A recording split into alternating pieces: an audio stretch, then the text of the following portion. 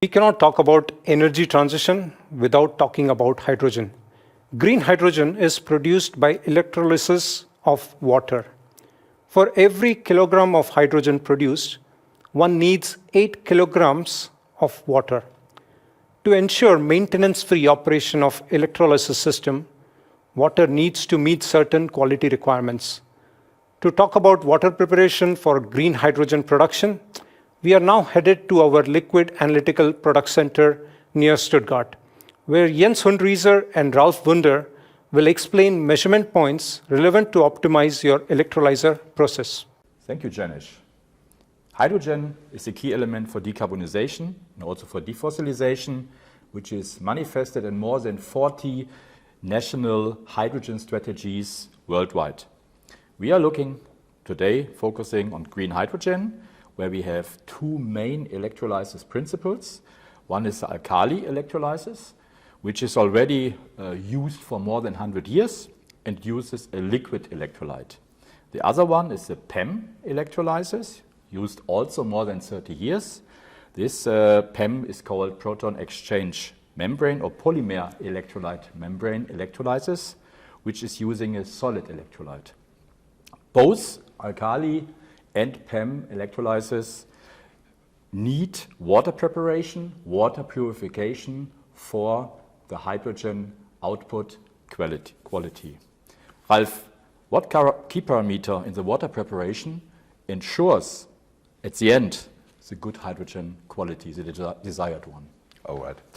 Jens, first when we talk about water preparation, we need to consider that we have different water sources, like desalinated water or seawater that will be desalinated, water from surfaces, well water, also tap water. And all these different, I would say, water sources require different water treatment. Also the extent of treatment is different. So for example, when we talk about brackish water, seawater, so you need to do some filtration, also softening of the water, when we consider the hardness of the water. When we have tap water as a water source, that is of course only that requires less treatment. But the key parameter really to, I would say, to ensure the quality, that is conductivity. So this is a conductivity sensor, for example. And you have explained already the different types of electrolyzers. And just to give you an idea what criteria we have to meet. So for the PEM electrolysis, so we need to make sure that the water does not exceed 0.1 microsiemens per centimeter. For the alkali electrolysis, it should be less than 1 microsiemens per centimeter. And for the pressurized alkali electrolysis, so we can say it should be less than 5 microsiemens per centimeter. Yeah, depending on the water source, different water treatment processes are involved here. Also deionization plant is there, membrane filtration, and also depending, in some cases, also disinfection is there. So these are the things. Yeah, what other parameters in the water preparation are then relevant? Yeah. So when we consider alkali electrolysis, then a caustic solution is involved there. That could be, for example, potassium hydroxide as a pH conditioner. That gets mixed with the makeup water for the PEM electrolyzer. And in that case, of course, we need to maintain the pH. This is, for example, a pH sensor. And there we can adjust the pH value to the desired point, that it gets mixed with the electrolyte in the electrolyte mixing tank, and from there to the buffer tank to be used for the further process.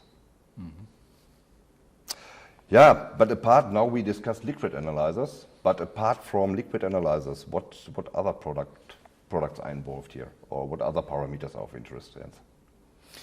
We have in the whole electrolyzer processes, we have, besides the liquid analysis, you mentioned pH, conductivity, but there are also other parameters for sure, with sodium, silica, and TOC. We have also a lot of flow application, pressure application, temperature application, level application, whether it's switch or continuous measurement. This can be found in the other processes. We have more than 10 years of installed base in electrolyzer. Already 2012 we have the first installation there. And now if it comes to upscaling from today's 10 megawatt via 100 megawatt to 1 gigawatt, there are especially topics cross product wise which are of key importance. For sure, always important is the process safety.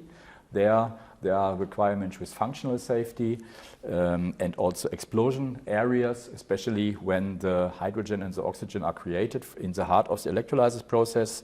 A lot of the electrolyzers are sent via containers, so the plant availability is key, where we offer so-called heartbeat functionality, which enables comprehensive diagnosis and also verification possibilities. For sure, a lot of times this is a so-called OEM business with standardized products, and also it's key to have digital services. We call it Netilian, it's the services for remote monitoring. So these are all topics which goes beyond the instrumentation. Our commitment to the quality assurance goes beyond liquid analysis and the other parameters.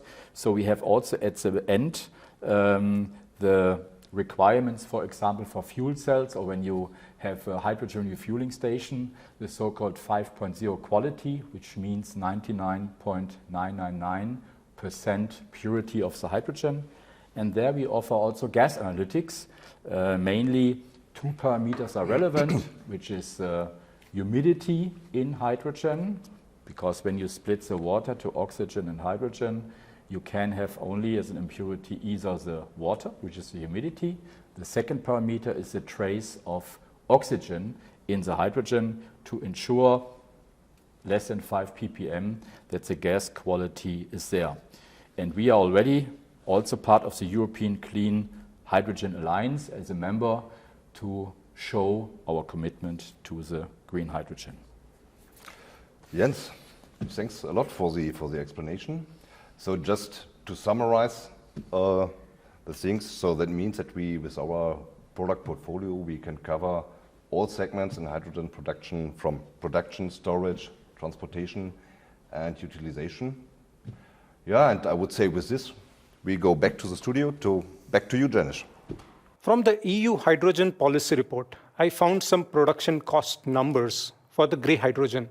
For example, the grey hydrogen costs around €1.5 per kilogram. Blue hydrogen costs around €2 per kilogram.